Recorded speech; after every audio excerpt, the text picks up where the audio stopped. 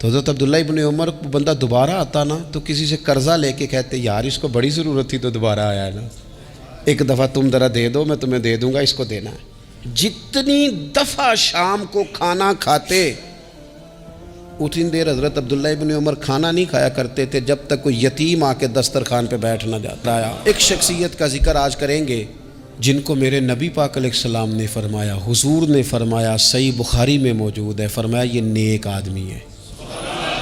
اور یار جسے رسول کریم کہیں بندہ نیک ہے، رجل صالح، حضور نے فرمایا نیک آدمی ہے، جو بالغ نہیں ہوئے تھے اور اس سے پہلے ہی کلمہ پڑھ لیا تھا، جو حج کے مسائل سب سے زیادہ جانتے تھے، جنہوں نے 60 سال مکے اور مدینے میں فتویٰ دیا، صحابہ ان سے فتویٰ لینے آتے تھے، جو بدر کی جنگ میں بھی گئے، احد میں بھی گئے، پر محبوب نے فرمایا عمر تھوڑی ہے ابھی واپس جائیے، خندق میں شریک ہوئے اور اس کے بعد ہر جنگ میں شریک ہوئے۔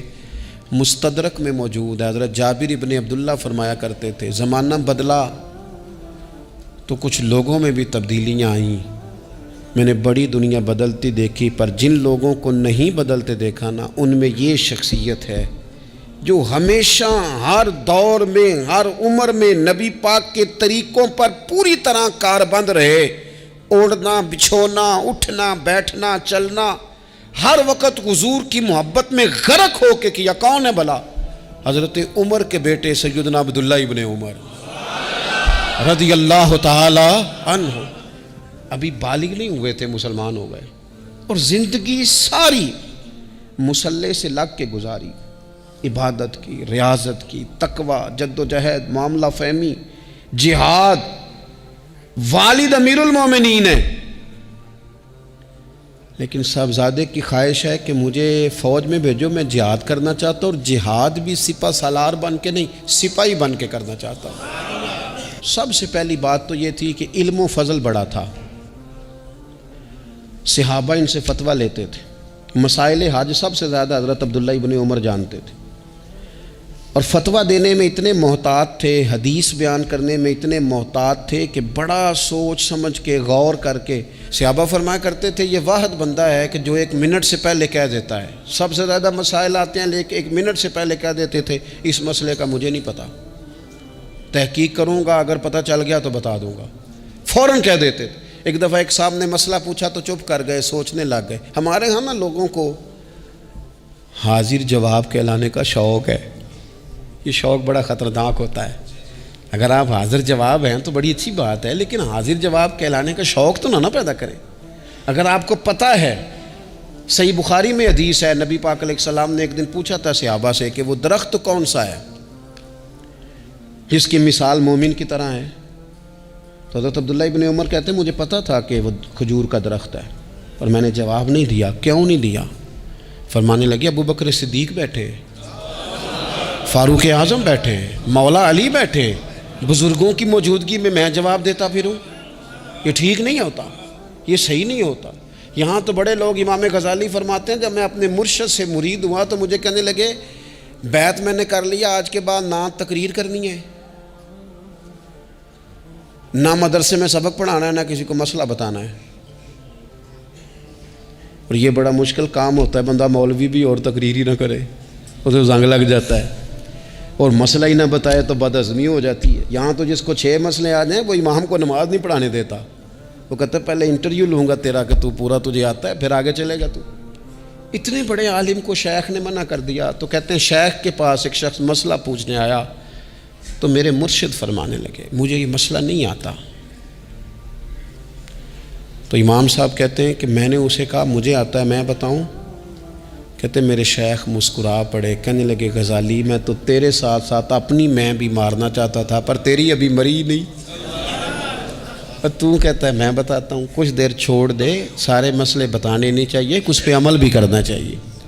میرے عزیز حضرت عبداللہ ابن عمر اتنا بڑے مفتی ہیں، مفتی مدینہ ہیں، مفتی مکہ ہیں، لوگ مسائل حج پوچھتے ہیں، بڑے بڑے استنباط کرتے ہیں قرآن و حدیث سے۔ ایک آدمی نے مسئلہ پوچھا تو حضرت عبداللہ ابن عمر فرمانے لگے دیر تک سوچا، کہ دیر ہو گئی سوچتے سوچتے، تو وہ شخص کہنے لگا حضور اتنی دیر کیوں سوچ رہے ہیں؟ تو آپ فرمانے لگے تمہارا کیا خیال ہے کہ جو سوال تم مجھ سے پوچھتے ہو اور جو جواب میں تمہیں دیتا ہوں اس کے بارے میں رب مجھ سے سوال نہیں کرے گا؟ اللہ کی بارگاہ میں نے جواب نہیں دینا؟ تو میں سوچ سمجھ کے دے رہا ہوں تاکہ اس کا حساب دینا پڑے تو میرے لیے مشکل نہ ہو جائے۔ میرے عزیز، حضرت عبداللہ ابن عمر سے کسی نے سوال پوچھا تو سیدنا عبداللہ ابن عمر رضی اللہ تعالیٰ عنہ کہنے لگے مجھے نہیں آتا اس سوال کا جواب۔ اور جب کہا نا نہیں آتا تو فوراً کہنے لگے عبداللہ، خود اپنے آپ سے بات کرتے ہیں، کہتے ہیں عبداللہ رب تیرا بھلا کرے، اس بات پہ ہمیشہ ڈٹے رہنا، جو بات نہ آتی ہو وہ کبھی کہنا نہ، جس کا پتہ نہ ہو اسے کبھی کرنا، جب تک پوری تحقیق نہ ہو بلا وجہ ہوتا زنی نہ کرنا، بلا وجہ ہوتا زنی نہ کرنا۔ یہاں کا ہے ہمارے صوفیاء نے، یہاں کا علم و بس کریو یار، ایک کوئی حرف تینوں درکار، صحیح کر کے پہلے اچھی طرح کر کے پرکھ پھر بات کر۔ تو علم بڑا تھا، تقوی بڑا تھا۔ اس کے ساتھ ساتھ پھر یہ تھا کہ غریب پروری بڑی تھی۔ ایک بندہ خیرات لے کے گیا، وہ پھر لائن میں لگ گیا ہے، اسی کیا کھیدہ پلا تو پھر آ گیا ہے۔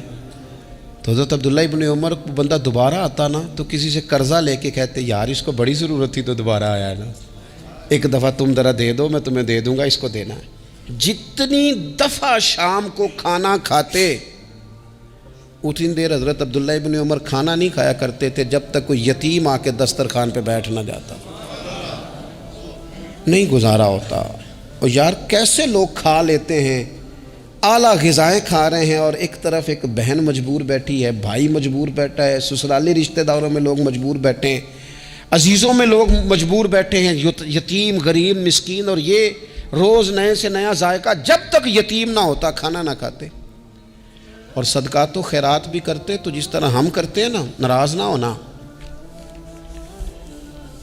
کبھی کبھی نا بعض لوگوں کو بانٹتے دیکھتے ہیں تو تکلیف ہوتی ہے، آپ نے دینا تو ہے تو اگر خوش دلی سے دے دیں، عطا تو کرنا ہے تو اگر چلو صحیح طریقے سے ہو جائے، ہنس کھیل کے ہو جائے، پریشان نہ کیا جائے سائل کو، جو کتنا اچھا ہے۔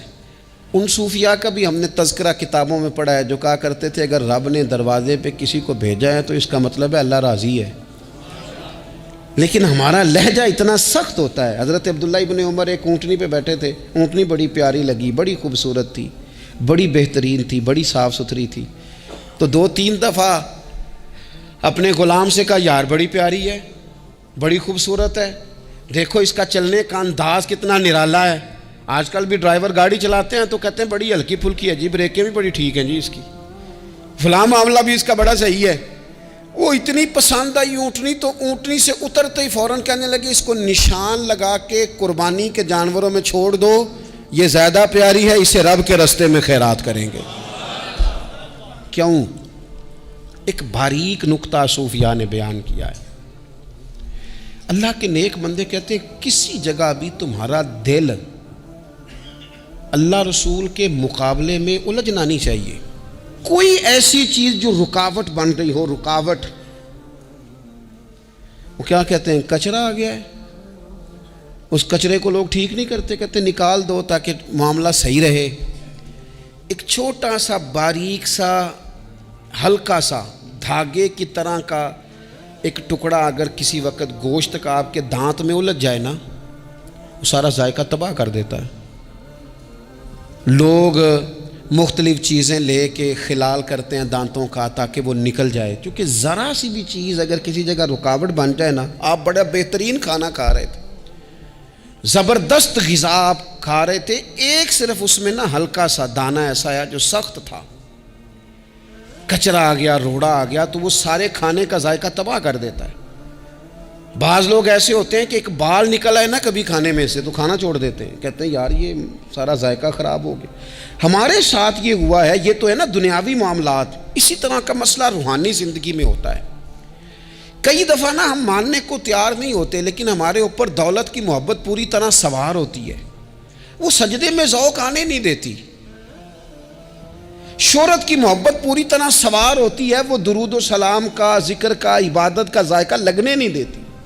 وہ جو کہا تھا نا والذین آمنوا اشد حبا للہ، ایمان والے سب سے بڑھ کر اللہ سے پیار کرتے ہیں، سب سے بڑھ کر رسول اللہ صلی اللہ علیہ وسلم سے محبت کرتے ہیں۔ کیوں کہا گیا تھا؟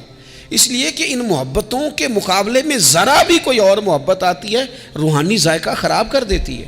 ہمارا دل نہیں لگتا، ہم بور ہوتے ہیں، ہم پریشان ہوتے ہیں. مسئلہ یہ ہے کہ جس دل میں صرف رب رسول کو ہونا چاہیے تھا وہاں شہرت آ گئی ہے، شہرت کی محبت آ گئی ہے، دکھاوا آ گیا ہے، مال آ گیا ہے، کئی قسم کے ہم نے بت معاذ اللہ اکٹھے کر لیے، اور پھر وہ ساری کیف مستی آئے. یہ کیسے ہو سکتا ہے؟ حضرت عبداللہ ابن عمر رضی اللہ تعالیٰ عنہ کے پاس ایک گدھا تھا. ہم پنجابی میں تو کہا کرتے تھے کہ بڑا ساؤ جانور ہے، بڑا دھیما ہے، بڑا اچھا ہے، سواری بھی کرتے تھے اس پہ، اس پر بوجھ بھی رکھتے تھے، اور بھی کئی کام، جانوروں کا چارہ بھی اس پہ رکھ کے لایا جاتا تھا. بہت سارے لوگ اس کی تعریف کرتے تھے کہ ظاہر ہے اس وقت یہ جانور ہر گھر کی ضرورت ہوتے تھے. لوگوں نے بڑی تعریف کی کہ جناب یہ گدھا بڑا اچھا ہے، بڑا عمدہ ہے. اب بعض چیزیں ایسی ہوتی ہیں جن سے دل لگ جاتا ہے. کچھ نوجوانوں نے گھروں میں بلی رکھی ہوتی ہے، گھوڑا رکھا ہوتا ہے، جانور رکھے ہوتے ہیں، ان کی پوری توجہ انہماک. ہم دیکھتے تھے دیہاتوں میں کہ بزرگ اگر کہیں چلے جاتے تھے سفر پہ تو وہاں سے بھی پیغام بھیجتے تھے کہ گائے کو چارہ ڈالا کہ نہیں، بھینس کو نکالا کہ نہیں، تم نے باڑے سے دھوپ چھاؤں کا خیال کیا کہ نہیں. وہ چیز ذہن میں آ جاتی تھی. حضرت عبداللہ ابن عمر رضی اللہ تعالیٰ عنہ وہ گدھا چونکہ بڑا پیارا تھا، بڑا اچھا جانور تھا اور بڑے کام کرتا تھا، بہت سارے معاملات گھر کے اور کھیتی باڑی کے اس کے ذمے تھے، تو گھر والے بھی کہتے کہ اس جانور کی وجہ سے بڑی خیر ہے، بڑے کام ہو جاتے ہیں. آپ کا بھی خیال تھا. حضرت عبداللہ ابن عمر ایک دن گھوڑے سے نیچے اترے یا اس گدھے سے نیچے اترے تو خادم کو بلا کے کہنے لگے اسے لے جاؤ اور بیچ کے پیسے اللہ کے رستے میں خیرات کر دو. اب وہ خادم کا بھی اس سے دل لگ گیا تھا، جانور گھر میں ہوتا ہے دلچسپی ہو جاتی ہے. کہنے لگا حضور وہ سارا محلہ تو اس کی تعریف کرتا ہے، سارے خاندان والے تو اس جانور سے دلچسپی رکھتے ہیں اور آپ بیچ رہے ہیں. آپ فرمانے لگے جس طرح سب کا دل اس کی طرف ہے نا کہ اچھا جانور ہے، میرا بھی ہو گیا ہے، لیکن میں اپنے دل کو سوائے رب اور رسول کے کسی اور طرف ہوتا دیکھ نہیں سکتا. اعظم بلا سے اپنی وہ ہستی ہی کیوں نہ ہو، اعظم بلا سے اپنی وہ ہستی ہی کیوں نہ ہو، جو چیز اس کی راہ میں حائل ہو پھونک دو، جلا دو ایسی ساری چیزیں جو ان کے راستے میں آتی ہیں. فرمایا اس کی طرف توجہ ہونے لگی ہے، لہٰذا میں اسے اب رکھ سکتا. مزاج تھا، طبیعت تھی، طریقہ اس طرح کا تھا کہ وہ. پھر ایک اور بات بڑی خوب تھی، حضرت عبداللہ ابن عمر ان لوگوں کی پذیرائی بڑی کرتے تھے جو خیر کا کام کرتے تھے. دینی کام کوئی بندہ بھی کرے اس کی پذیرائی ہو، اس کی تعریف ہو، خیر کے جملے ہوں تاکہ دینداری پھیلے. حضرت عبداللہ ابن عمر رضی اللہ تعالیٰ عنہ کو نا غلام آزاد کرانے کا بڑا شوق تھا. دیکھیں نا ایک بندہ کسی نے خرید لیا ہے، وہ اس کا پابند ہے، بڑی تکلیف میں ہوتے تھے لوگ. غلام 1000 سے زیادہ غلام آپ نے آزاد کرائے تو آپ جب غلام خریدتے تھے نا تو نظر کرتے تھے جو غلام ذرا زیادہ نمازیں پڑھتا اسے آزاد کر دیتے. تو غلاموں نے اس طرح کیا، انہیں پتہ چل گیا، انہوں نے بھی نا لمبی لمبی نمازیں شروع کر دی. تو حضرت عبداللہ ابن عمر کو پتہ چلتا، آزاد کر دیتے. ایک دن آپ کے بیٹے کہنے لگے حضور یہ آپ کو دھوکہ دیتے ہیں، لمبی لمبی نمازیں پڑھتے ہیں، آپ آزاد کر دیتے ہیں، بعد میں پتہ نہیں 5 بھی پوری پڑھتے ہیں کہ نہیں پڑھتے. تو حضرت عبداللہ ابن عمر کہنے لگے پتر تیرا کیا خیال ہے، مجھے نہیں پتہ. کہا حضور پتہ ہے. فرمانے لگے یہ مجھے رب کے نام پر دھوکہ دینا چاہتے ہیں، جو رب کے نام پہ دھوکہ دے روز دے، میں روز دھوکہ کھانے کو تیار ہوں. دوسری بات یہ تھی حضرت عبداللہ ابن عمر میں کہ نبی پاک سے محبت کوٹ کوٹ کے بھری ہوئی تھی. حضور کا ذکر آتا تو رو پڑتے، ان جگہوں پہ جا کے ڈھونڈ ڈھونڈ کے بیٹھتے جہاں نبی پاک نے وقت گزارا ہے. ایک درخت کا پتہ چلا کہ یہاں حضور تھوڑی دیر آرام فرما ہوئے تھے، انہوں نے دیکھا تھا یا انہیں معلومات ہوئی، تو ہمیشہ اس درخت کو پانی دیتے، اس کا خیال کرتے، کہتے یہ درخت ہمیشہ تر و تازہ رہے، یہاں میرے نبی پاک نے تھوڑا وقت گزارا ہے. وہ مکہ مکرمہ میں بھی جاتے تو وہ جگہ ڈھونڈ ڈھونڈ کے جہاں حضور نے نماز پڑھی تھی نماز پڑھتے. مسجد نبوی میں آتے تو جس ممبر پر حضور بیٹھ کے خطبہ دیتے تو اس پہ ہاتھ پھیر کے چہرے پہ ملتے. حضور کی قبر انور پر حاضری دیتے، السلام علیکہ یا رسول اللہ کہہ کے اس بارگاہ عالی مرتبت میں حاضری دیتے. حضرت صدیق اکبر کو سلام کرتے، حضرت عمر کو سلام کرتے. پیر سن ہو گئے ایک دفعہ چلتے چلتے، تو کسی نے کہا جس سے سب سے زیادہ پیار ہے نا اسے پکارو، پیر ٹھیک ہو جائے گا. تو فوراً کہنے لگے یا محمد. صلی اللہ علیہ. اور یہ امام بخاری نے لکھا ہے الادب المفرد میں، خود امام بخاری لکھتے ہیں کہ حضرت عبداللہ ابن عمر نے یا محمد کہا اور ان کا پیر سویا ہوا ٹھیک ہو گیا. یہ لوگ بڑی محبت کرنے والے. آپ فرمایا کرتے تھے شاید زندگی میں لوگوں نے کسی سے اتنا پیار کیا ہو جتنا نبی پاک علیہ السلام کے غلاموں نے مجھ سے کیا ہے. ہر وقت لوگ ان کے گرد رہتے، لوگ محبت کرتے. حجاج بن یوسف جب حکمران بنا نا تو بڑا ظالم تھا. اس کو یہ بات اچھی نہیں لگتی تھی کہ ہر وقت لوگ حضرت عبداللہ ابن عمر کے پیچھے گھومیں. بادشاہوں کا خیال ہوتا ہے نا بادشاہ ہم میں تو پروٹوکول کوئی اور لے کے جا رہا ہے. اس نے ایک دفعہ جمعہ پڑھاتے پڑھاتے معاذ اللہ حضرت عبداللہ بن زبیر رضی اللہ تعالیٰ عنہ کے خلاف کوئی بات کی. تو حضرت عبداللہ ابن عمر اگرچہ بڑے صلح جو تھے، صلح پسند تھے، لیکن اگر حق کی بات ہوتی اور اس طرح سے ہوتی کہ کوئی بڑی غلط بات کرتا تو پھر ٹوکنے میں بھی بڑی جرت کا مظاہرہ کرتے. ایک دفعہ اہل کوفہ نے آپ سے مسئلہ پوچھا نا، چونکہ آپ مفتی تھے، لوگ مسئلے پوچھتے تھے. انہوں نے پوچھا حضرت عبداللہ ابن عمر سے کہ مکھی اور مچھر کا خون لگ جائے تو اس کا کیا مسئلہ ہے، کپڑے ناپاک تو نہیں ہوتے؟ تو اس سوال کا جواب دینا چاہیے تھا نا، ہوتے ہیں کہ نہیں ہوتے. تو فرمانے لگے حسین ابن علی کا خون بہا کے اب مکھیوں کے خون کے مسئلے پوچھنے شروع کر دیے. اب تمہیں یہ والا خون نظر آنے لگا ہے؟ حضور کی اولاد پاک کو شہید کر کے اب ان مسئلوں میں آئے ہو؟ میں خیال نہیں آتا تمہارے دلوں میں گھٹن ہے حضور کی اولاد کے لیے اور دین کے مسئلے پوچھتے ہو.